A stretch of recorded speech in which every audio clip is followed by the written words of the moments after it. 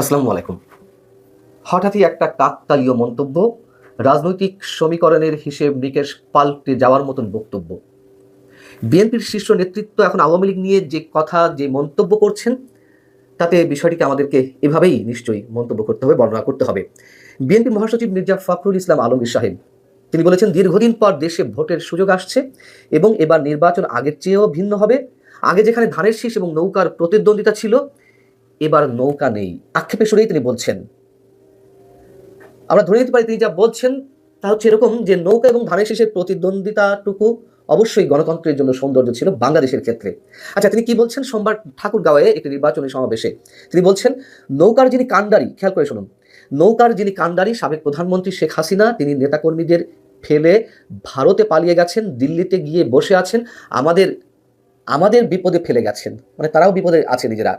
শেখ হাসিনা থাকলে অন্তত একটি গণতান্ত্রিক ব্যবস্থা চলতো। সে কি সর্বনাশ? আমরা কি সর্বনাশ শব্দটা ইউজ করবো এখানে, নাকি কি চমৎকার, কোনটি? তিনি বলছেন, এবার নতুন একটি মার্কা সামনে এসেছে, যারা স্বাধীনতার সময় বিরোধিতা করেছিল তারাই এখন সরকার গঠন করতে চায়। মির্জা ফখরুল ইসলাম সাহেব কেন এখন একটি বিশেষ শক্তি বা সরাসরি বলতে গেলে স্বাধীনতা বিরোধী শক্তিকে ভয় পাচ্ছেন? সভায় তিনি আরো কিছু কথা বলেছেন, যেমন তিনি বলছেন, নির্বাচনী সভায় হিন্দু সম্প্রদায়ের ভোটারদের উদ্দেশ্যে তিনি বলছেন, এই দেশে কোনো সংখ্যালঘু নেই, সবাই বাংলাদেশের নাগরিক, সবার অধিকার সমান, কেউ ভয় পাবেন না, সাহস নিয়ে চলবেন, আমার ভাইয়েরা সবসময় আপনাদের পাশে থাকবে। এবং তিনি বলছেন যে বিএনপি ক্ষমতা এলে দেশের সব নাগরিকের অধিকার রক্ষা করা হবে। এই কথাগুলো সিগনিফিকেন্ট, সেটি আমরা আমাদের প্রতিবেশী রাষ্ট্রের রাজনৈতিক হিসাব নিকেশ থেকে মিলাতে পারি। যাই হোক, এখন মূল জায়গাটি নিয়ে যদি আমরা কথা বলি, প্রশ্ন হচ্ছে, বিএনপি কি সত্যিই আওয়ামী লীগের শূন্যতা অনুভব করছে গণতান্ত্রিক সৌন্দর্যের জায়গা থেকে, নাকি আওয়ামী লীগের ভোট নিজেদের বাক্সে নিতে আওয়ামী লীগের প্রতি একটু উদার মনোভাব প্রদর্শনের চেষ্টা করা হচ্ছে, নাকি সত্যি সত্যিই জামাতকে ভয় পাচ্ছে বিএনপি? জামাত যেমন plan A, plan B, plan C, D নিয়ে এগোচ্ছে, সেই জায়গা থেকে আওয়ামী লীগের রাজনৈতিক কর্মকাণ্ড যখন নিষিদ্ধ করা হলো, নিশ্চয়ই তার আগে থেকে নানান ধরনের মন্তব্য ওঠা শুরু হয়েছিল, নানান ধরনের প্রশ্ন রাজনৈতিক মঞ্চে ওঠা শুরু হয়েছিল। বিএনপি বলে দিয়েছিল যে কোনো রাজনৈতিক দলের নিষিদ্ধ হওয়ার বিষয়টি তারা মেনে নিতে চায় না বা তারা এই প্রক্রিয়ায় বিশ্বাস করে না। কিন্তু পরে যখন মব ক্রিয়েট করার মাধ্যমে জুলাই আন্দোলনের কিছু নেতা তারা আওয়ামী লীগের নিষিদ্ধ চাইল, তখন ডক্টর ইউনূস সাহেব নিষিদ্ধ করে দিলেন এক কলমের খোঁচায় নির্বাহী আদেশে। মব ক্রিয়েট করে যা কিছু চাওয়া হয়েছে গত 18 মাসে সবই ইউনূস সাহেব মেনে নিয়েছেন, বিশেষ করে জুলাই আন্দোলনের নেতাদের। তো পরে আবার বিএনপিকে আমরা দেখলাম যে এটির আবার কৃতিত্ব নিতে, যে আমরা সবসময় আওয়ামী লীগের নিষিদ্ধ হওয়ার বিষয়টি দাবি তুলেছি। আবার আমরা কি দেখলাম, ফ্যাসিবাদ ঠেকানোর নামে আমরা যুদ্ধাপরাধীদের সঙ্গে ঐক্য গড়ে তুলতে দেখলাম সব রাজনৈতিক দলকে। প্রশ্ন করেছিলাম, অনেকবারই প্রশ্ন তুলেছি, কোনটি ভয়ঙ্কর? আওয়ামী লীগ যদি ফ্যাসিবাদী শক্তি হয়েও থাকে সেটি ভয়ঙ্কর, নাকি এদেশের স্বাধীনতা বিরোধী শক্তির যে আস্ফালন সেটি ভয়ঙ্কর? কাদের সাথে ঐক্য গড়ে তুলতে হবে? বিএনপির চেয়ারপারসন তারেক রহমান দেশে ফেরার আগে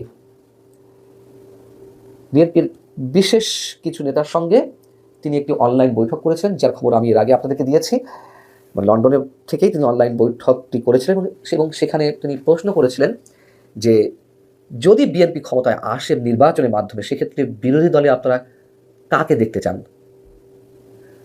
তারেক রহমান বাংলাদেশে আসার আরও কয়েক মাস আগে এই প্রশ্নটি একটা বৈঠকে করেছিলেন।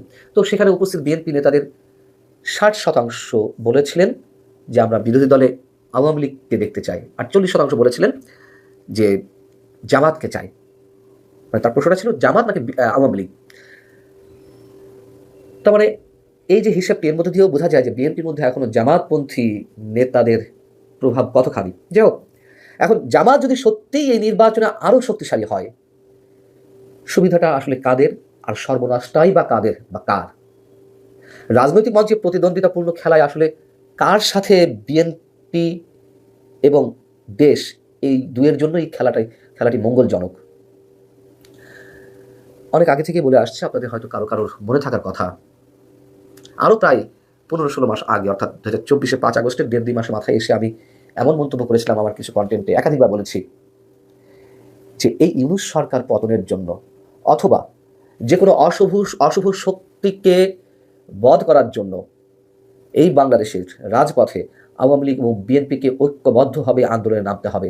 আমরা জানি না সেই দিনটি সামনে আসতে যাচ্ছে কিনা, তবে আমার মনে হয় এমনটি হয়তো হবে অদূর ভবিষ্যতে। 24-এর আন্দোলনের মধ্য দিয়ে শেখ হাসিনার সরকারের পতনের জন্য অনেকেই রাজপথে নেমেছিলেন, যার মধ্যে অনেক সুবুদ্ধি সম্পন্ন মানুষ ছিলেন, এটি সত্য কথা। আওয়ামী পরিবারের নেতাকর্মীরাও অনেকে ছিলেন, এটিও চরম বাস্তবতা। তার তো অনেক কারণ ছিল, সেই সব কারণ আর এখন এই মুহূর্তে ব্যাখ্যা করতে চাইছি না। কিন্তু তারা কি হলো, ধাক্কা খেলেন, প্রতারিত হলেন চরমভাবে। যে বাংলাদেশ তারা দেখতে চেয়েছিলেন তা তারা আর দেখলেন না। চরমপন্থার উত্থানে নিশ্চয়ই বিএনপিও শঙ্কিত। আওয়ামী লীগের সময় দুর্নীতি ছিল, অনেক ধরনের নির্যাতন হয়েছে, স্ত্রীরা চলেছে বিরোধী দলের উপরে, এগুলো সত্য কথা। কিন্তু মৌলবাদী শক্তির আস্ফালন তো ছিল না, পশ্চিমাদের নোংরা খেলার জয় জয়কার তো ছিল না। এখন এই বাংলাদেশ অনেকগুলো পরাশক্তির একটা খেলার মঞ্চে তৈরি হয়েছে।